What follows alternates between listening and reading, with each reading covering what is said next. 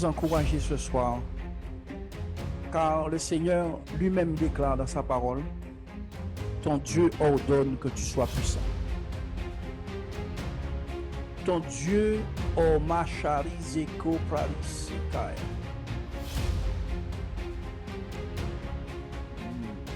Ton Dieu ordonne que tu sois puissant. La puissance, ce n'est pas une option, mais c'est un ordre.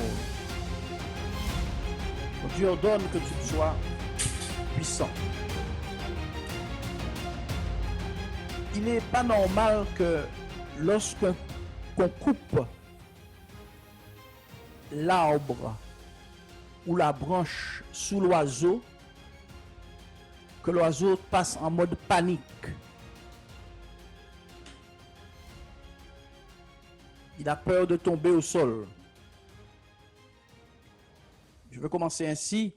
Il n'est pas normal pour un oiseau de paniquer parce qu'on coupe l'arbre sur lequel il est posé.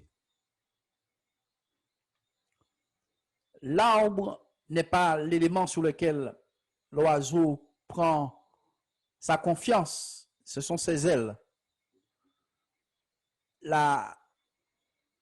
Les ailes de l'oiseau, les ailes de l'oiseau sont investies de son assurance. Il n'est pas embêté quand on coupe son habitacle terrestre, puisque son lieu de prédilection, c'est les airs, c'est le ciel. Et il ne faudrait pas que l'Église de Dieu, parce que dans ces moments, j'ai vraiment à cœur de parler à l'Église, il n'est pas concevable que l'Église soit en train de pleurer des mêmes larmes que le monde. L'oiseau, comme je l'ai dit, il ne se plaint pas qu'on a coupé son arbre. Il se plaindrait lorsqu'on couperait ses ailes.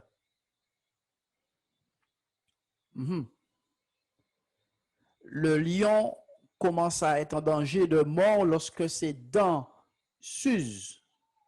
Il va mourir de faim. Donc, l'Église de Dieu doit savoir qu'est-ce qui doit lui être subtilisé pour pouvoir avoir de bonnes raisons de paniquer. L'Église doit savoir qu'est-ce qui doit lui manquer pour avoir de bonnes raisons de paniquer. Vous n'avez pas remarqué, moi j'ai vu ça, vous voyez les oiseaux en Guadeloupe là, lorsque les messieurs font le jardinage avec des grosses pelles mécaniques, ils sont en train de fouiller la terre, mais les bêtes sont dans la machine comme ça. Ils ne s'embêtent pas avec cette histoire de machine qui coupe des arbres, des branches et tout. Ils savent qu'en un battement d'ailes, ils sont tirés d'affaire. Donc, il peut y avoir un débroussaillage et tout le reste, et ils ne sont pas inquiétés. Et s'il y a quelqu'un ce soir, je vais, par la grâce du Seigneur, je veux libérer une parole de foi dans vos cœurs pour vous permettre de savoir où allez vous mettre à l'abri si vous n'êtes pas encore. Moi, je me réjouis.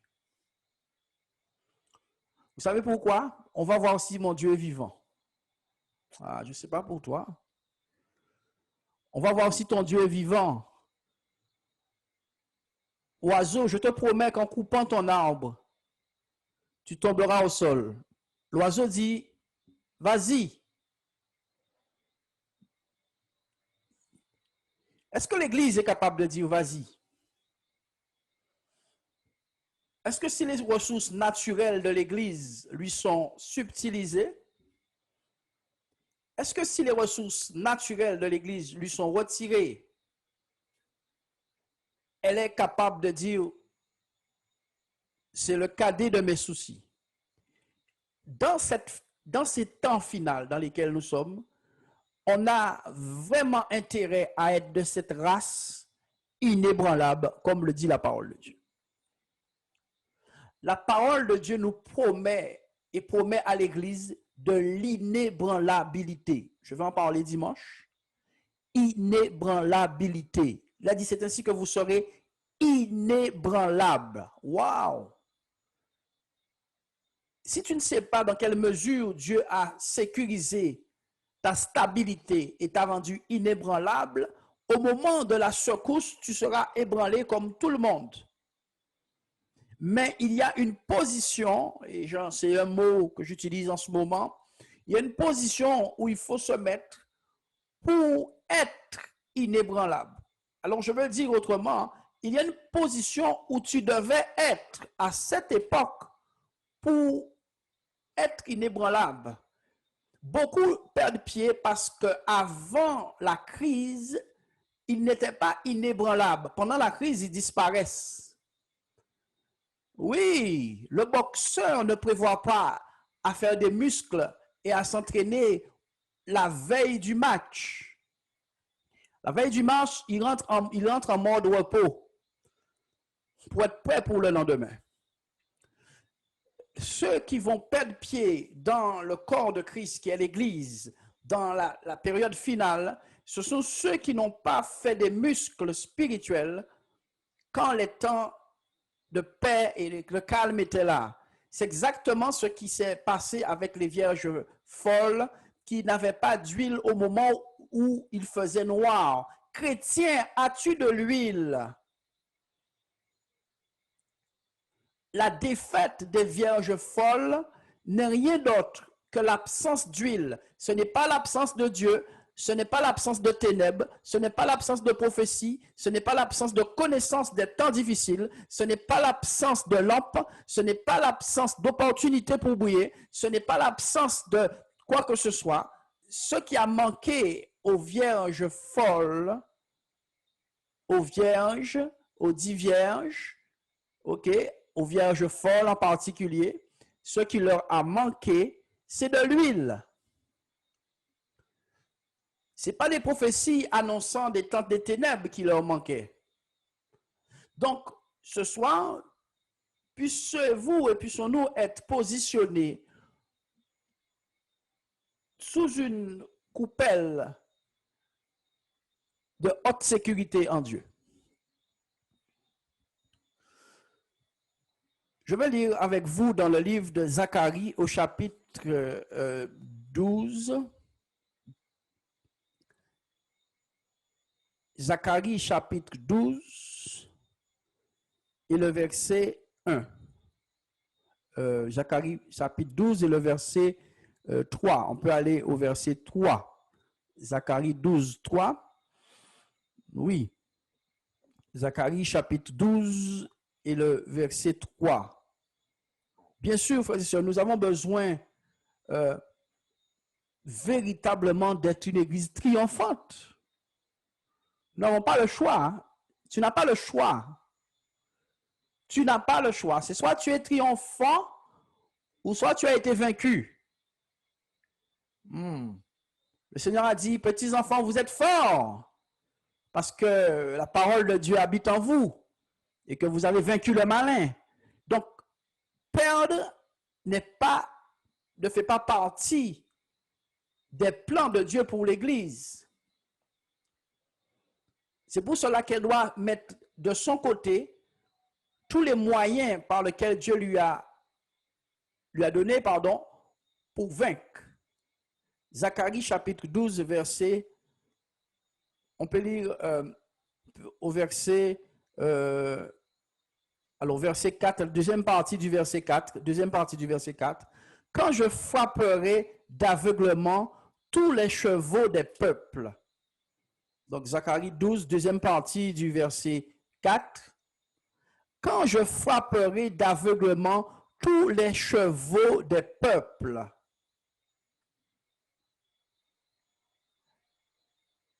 Les chefs de Juda diront en leur cœur, les habitants de Jérusalem sont ma force. Parce que l'Éternel des armées, leur Dieu, parce que l'Éternel des armées, par l'Éternel des armées, leur Dieu. Je vais dire ça encore. Les habitants de Jérusalem sont ma force par l'Éternel des armées, leur Dieu. Verset 6. En ce jour-là, je ferai des chefs de Juda. En quel jour? Quand Dieu aura frappé d'aveuglement les chevaux des peuples. Les chevaux dans la Bible a toujours été représentés comme la puissance de frappe, la force de frappe, la force militaire. Là où tu es, dis avec moi, la force militaire.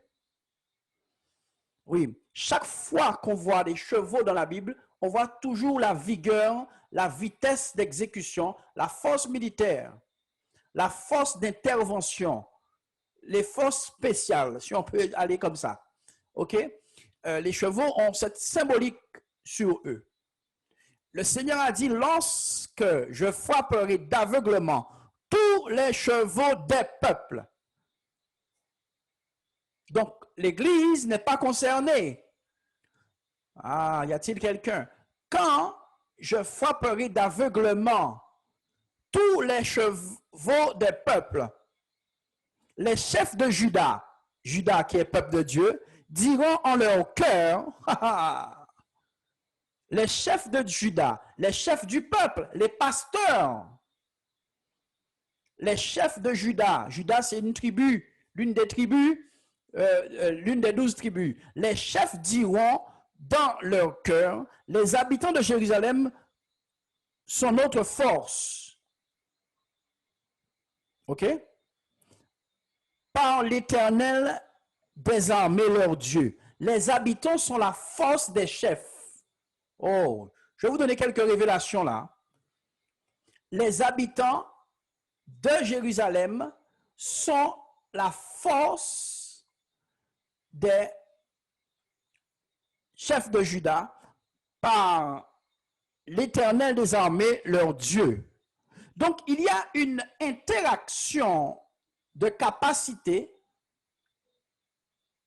entre les chefs spirituels et le peuple.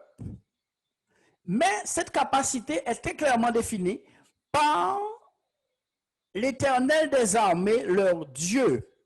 Pendant que je roulais ce matin, le Saint-Esprit m'a dit, n'oublie pas que Dieu s'appelle le Dieu des armées.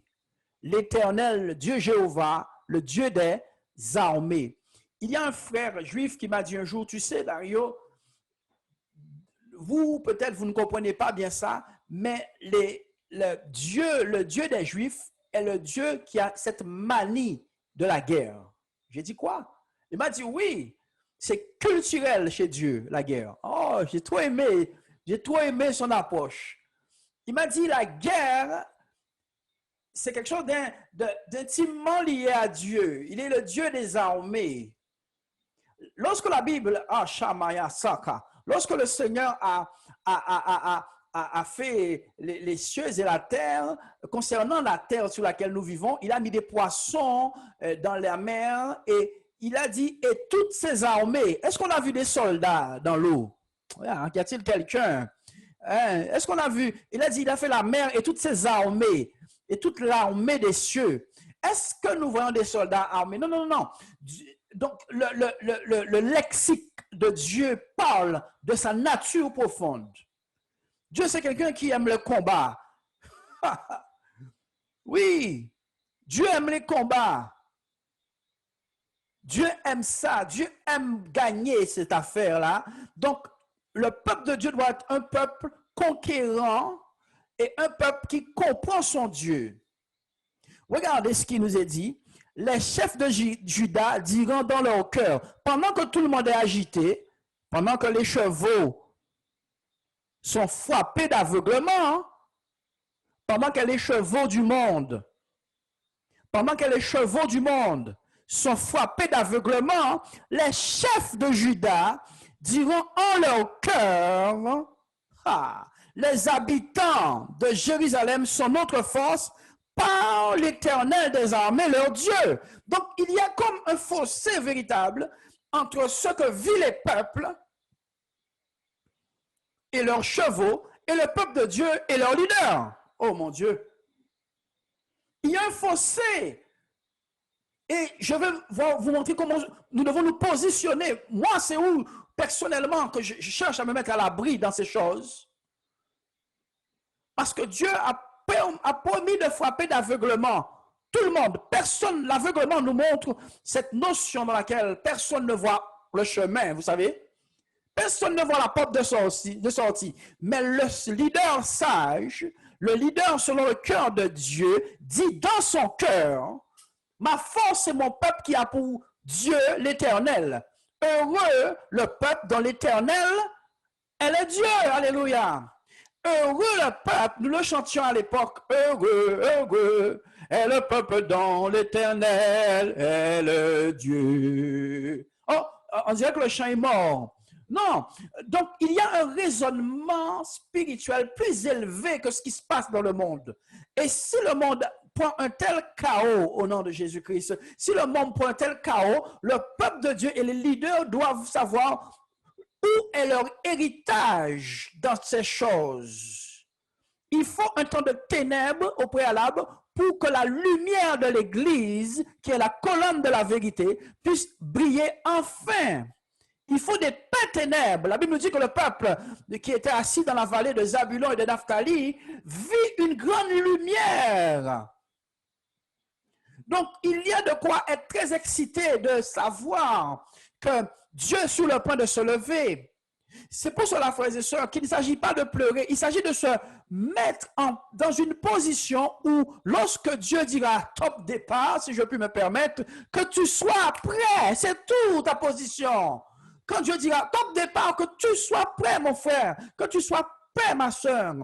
Regardez, les chevaux des peuples vont être frappés d'aveuglement. On ne sait plus quelle porte donner. C'est tel syndicat, c'est tel mouvement, c'est tel politique, c'est tel ceci, c'est tel cela. On ne sait pas.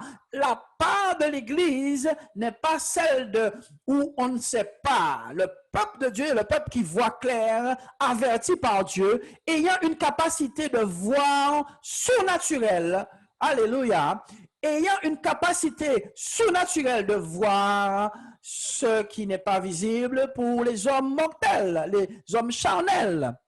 Mais nous sommes un peuple spirituel. Paul a dit, nous ne sommes pas des ténèbres pour que ce jour nous surprenne. Ah oui, il a dit aux Thessaloniciens, nous ne sommes pas des ténèbres pour que ce jour nous surprenne. Alléluia. Donc, tu n'es pas des ténèbres pour que ces jours te surprennent. Tu dois être positionné correctement pour participer aux paroles prophétiques de Dieu. Je vous dis que Dieu est sur le point de se lever. Ah.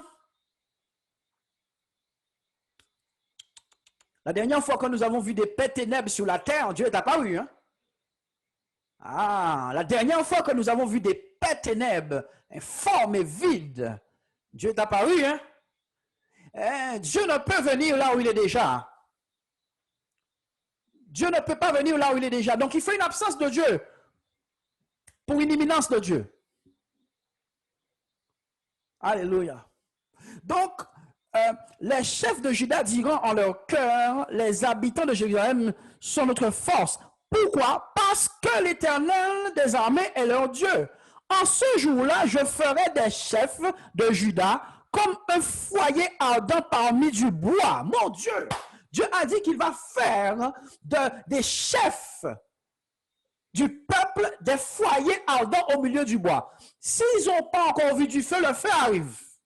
Si le monde pense qu'il a déjà vu le feu, le peuple Rashikama Sizara Braziza. Si le monde pense qu'il a déjà vu le feu, le monde n'a pas encore vu le feu. Le Seigneur a dit qu'il fera de ses leaders, des chefs de son peuple, un foyer de feu au milieu du bois. Donc, il y a un incendie au-dessus de l'incendie qui arrive.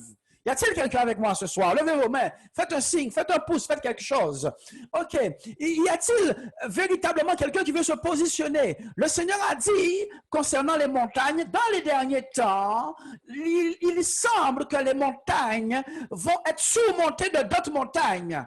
Il semble que la maison de l'Éternel va être posée sur une montagne et qu'elle-même, elle est une montagne.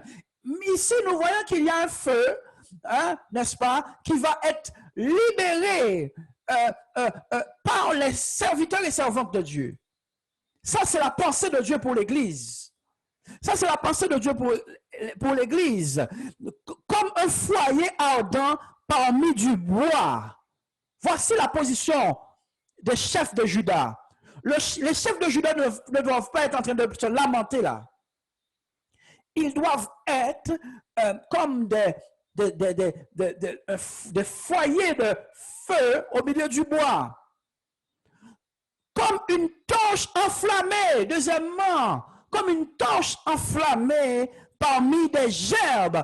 Oh, ce sont des gens qui vont affecter d'autres personnes. Une torche enflammée parmi des gerbes. Alors, j'ai jamais vu une torche enflammée parmi des gerbes et que les gerbes restent normales. Il est temps que tu aies sur toi des hommes et des femmes enflammés, Église. Il est temps pour l'Église d'avoir sur elle des hommes et des femmes enflammés. Je te dis que ce n'est pas le feu que tu as vu prendre qui met le feu à la maison. C'est le feu que tu n'as pas vu démarrer. Hein, je vais le dire à nouveau. Ce n'est pas le feu que tu as vu venir qui brûle la maison. C'est le feu qui s'est fait sous le lit et sous les rideaux, sous le divan. C'est celui-là qui met le feu à la maison.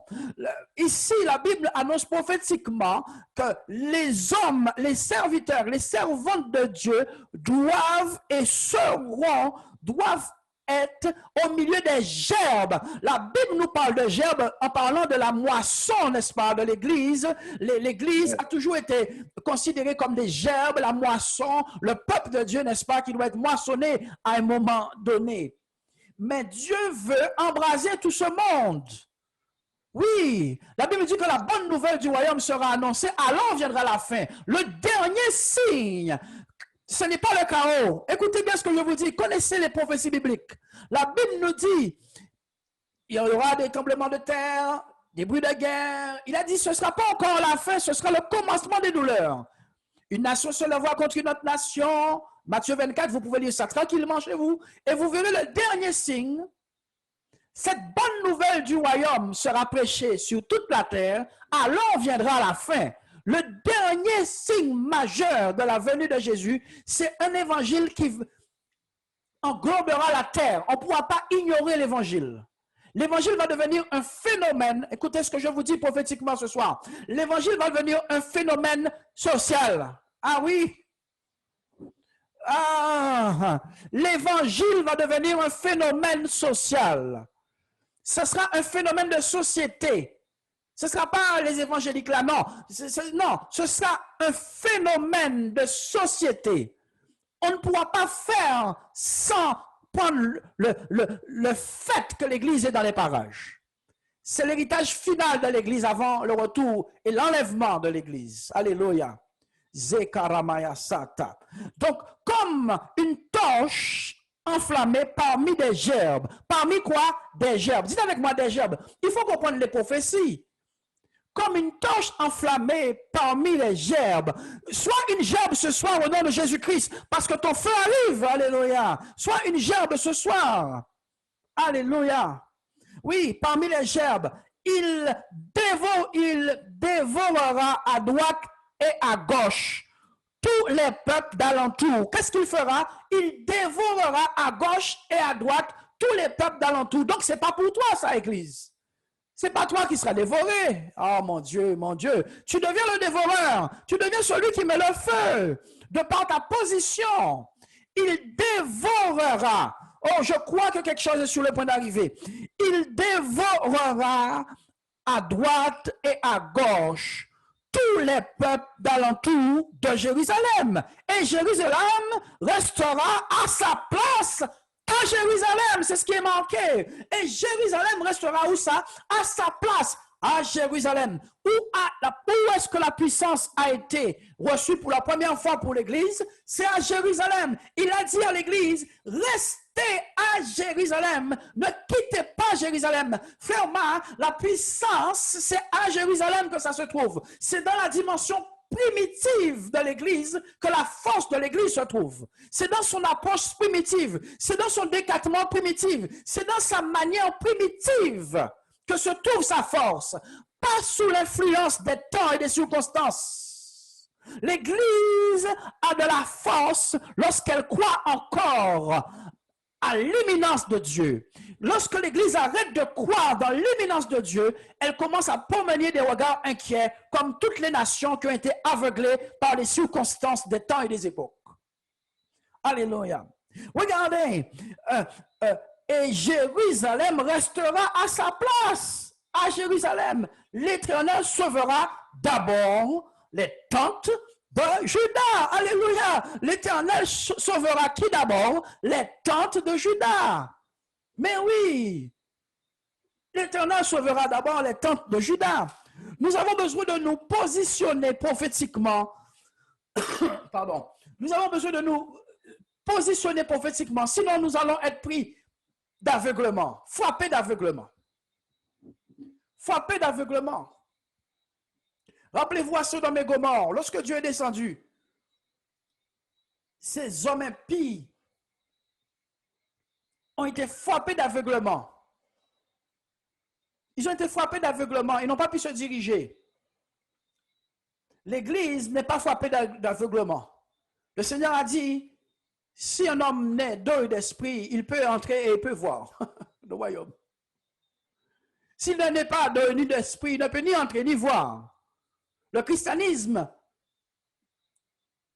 va se mouvoir pour ceux qui savent entrer dans les choses de Dieu et ceux qui savent voir les choses de Dieu.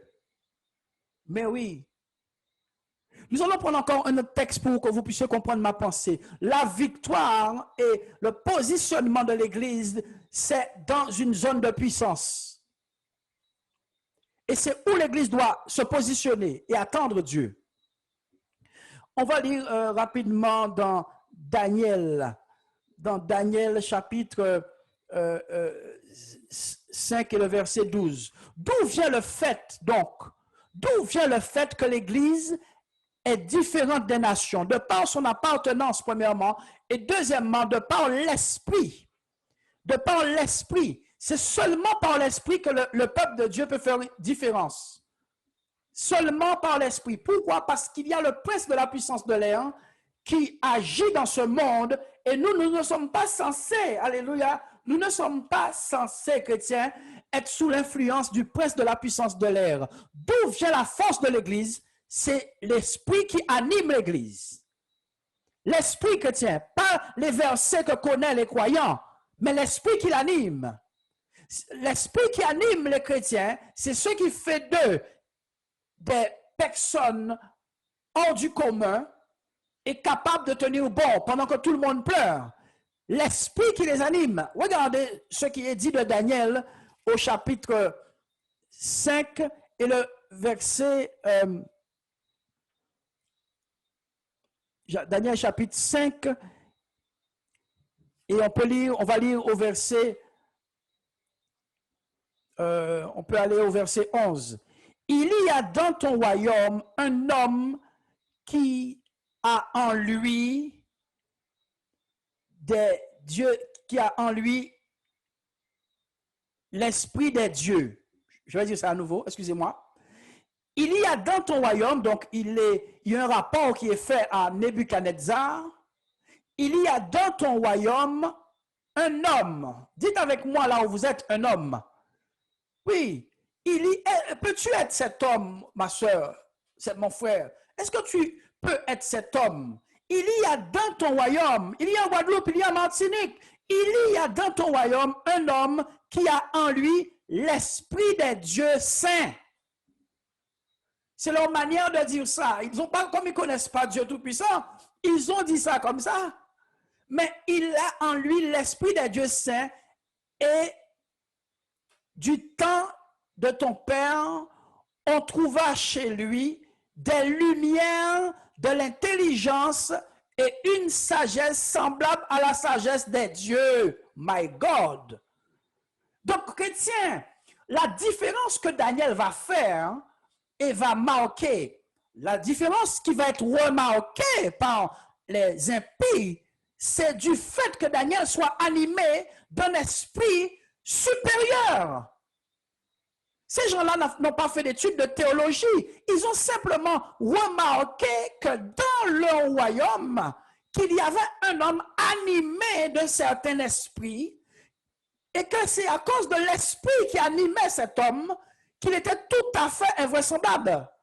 Aussi, roi Nebuchadnezzar, ton père, le roi, ton père, l'établit chef des magiciens, des astrologues, des chaldéens et des devins.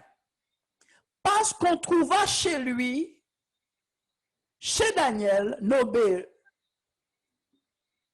par le roi Beltsazar, un esprit supérieur. Qu'est-ce qu'on trouva chez Daniel? Un esprit supérieur. On trouva, donc il y a une investigation qui a été faite pour comprendre pourquoi cet homme a un tel rayonnement.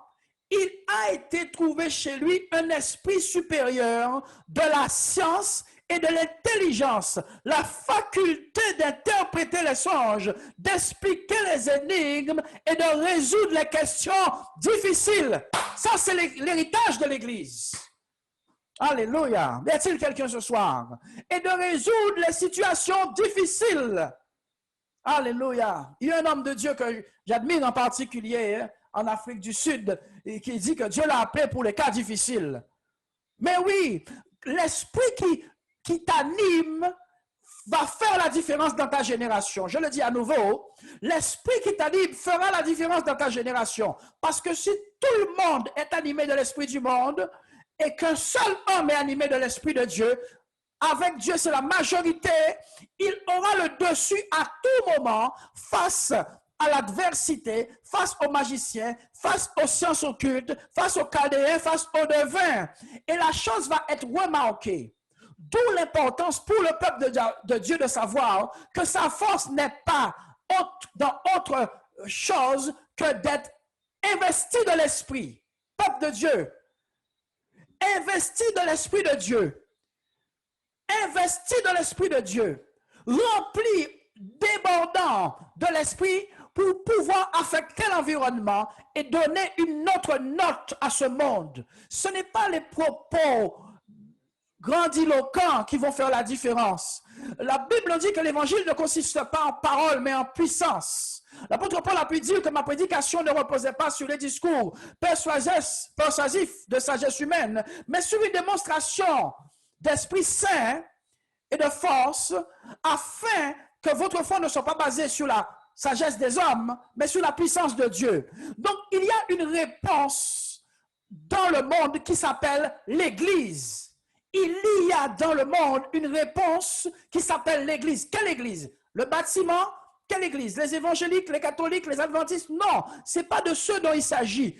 Il s'agit de personnes investies d'un esprit plus grand que ce qui investit les gens dans ce monde.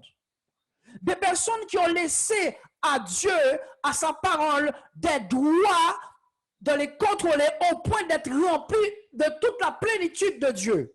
L'apôtre Paul a dit aux Éphésiens, « Or à celui qui peut, par l'Esprit qui agit en vous, faire au-delà de tout ce que vous pensez, on vous le demandez, aller sur la gloire dans l'Église. » Donc nous croyons que dans ces temps finaux, que si un homme se dispose, se rend disponible entre les mains de Dieu, soumis dans la prière et dans l'obéissance à la parole, cet homme aura et sera un esprit supérieur dans un monde qui se meurt. Ne vous y trompez pas, au temps de Nebuchadnezzar, Daniel était exactement le seul capable de faire la différence. Il n'a pas fallu plus qu'un seul. Hein? Alléluia. Il n'a pas fallu plus qu'un seul. À cause de l'esprit supérieur. On a dit à Nebuchadnezzar, ne te trompe pas sur ça. Il y a dans ton royaume, dans ton sein, un homme qui a un esprit supérieur. Il y a un homme qui a un esprit supérieur. Et plus tard, nous verrons que Nebuchadnezzar va demander d'appeler cet homme. Il est temps que l'Église fasse tellement de bruit de par sa spiritualité. Il est temps que l'Église fasse tellement de bruit de par sa spiritualité, pas par ses scandales, mais par sa spiritualité, qu'elle fasse tellement de bruit qu'on vienne aller chercher d'où vient cette sagesse, d'où vient cette sagesse, d'où vient ce rayonnement, d'où vient cette connaissance, d'où vient cette imminence. D'où vient cette capacité? Lorsqu'il y avait eu certains problèmes en Côte d'Ivoire, on avait embêté à l'époque le prophète Kakou Sévérin parce qu'il avait annoncé certaines choses. On a dit, mais comment as-tu pu savoir? Comment as-tu pu savoir? Comment? Il a dit, c'est Dieu. On lui a fait un procès. On était obligé de le libérer de force. Tu ne peux pas savoir si tu n'es pas compris. Il a dit, oui, Dieu m'a averti d'avance. Et on lui a fait un procès à cause de ça. Et ils ont dû arrêter le procès en cours parce que la main de Dieu était suffisante sur l'homme de Dieu. Alléluia.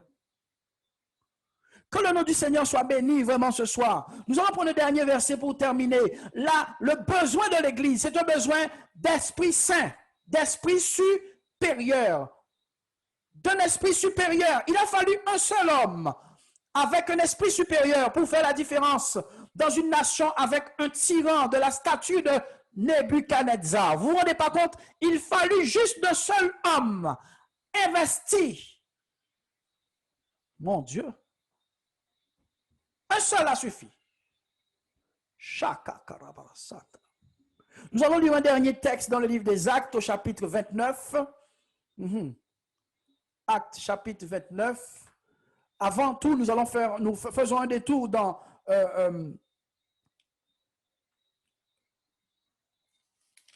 excusez-moi.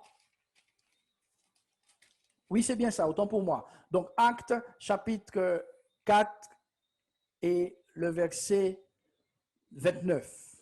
Acte 4 et le verset 29. Mais oui, la parole de Dieu nous a été laissée comme un repère rempli d'instructions pour que nous ne puissions pas être ballottés chrétiens. Positionnez-vous sur la parole.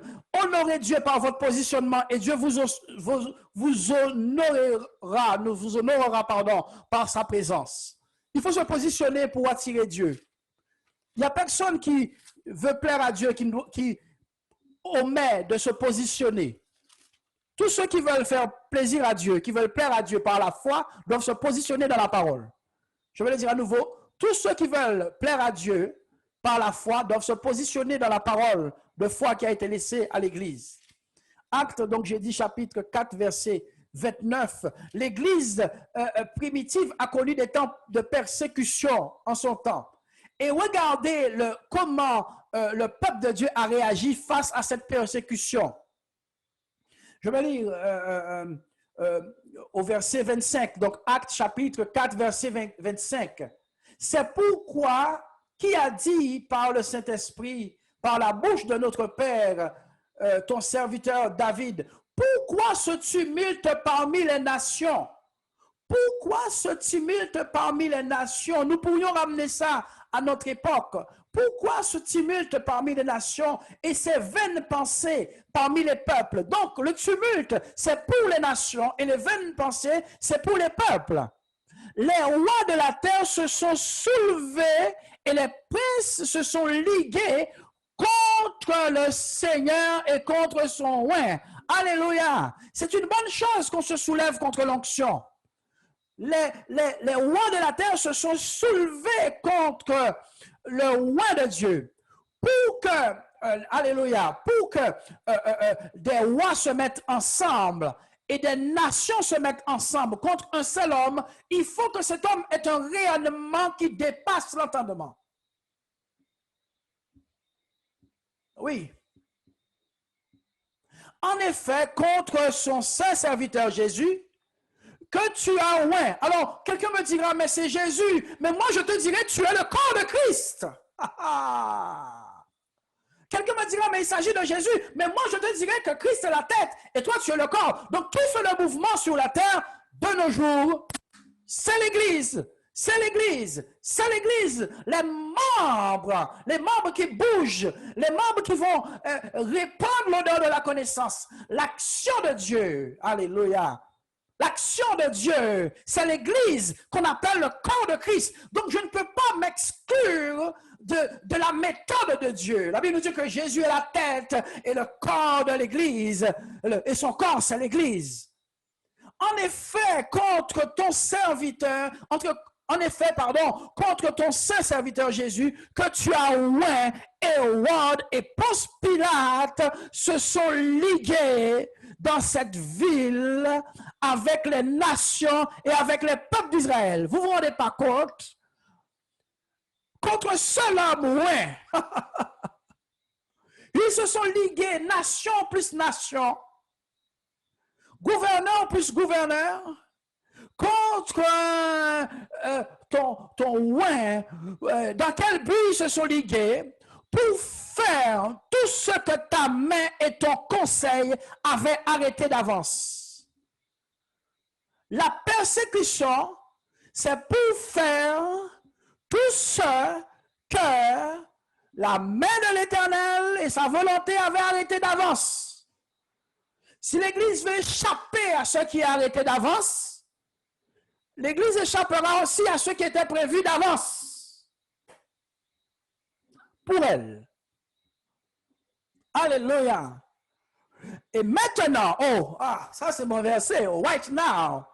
Et maintenant, Seigneur, on ne les a pas vus faire autre chose que de se positionner en Christ. Et maintenant, Seigneur, vois leurs menaces. Sens-tu ton pays menacé?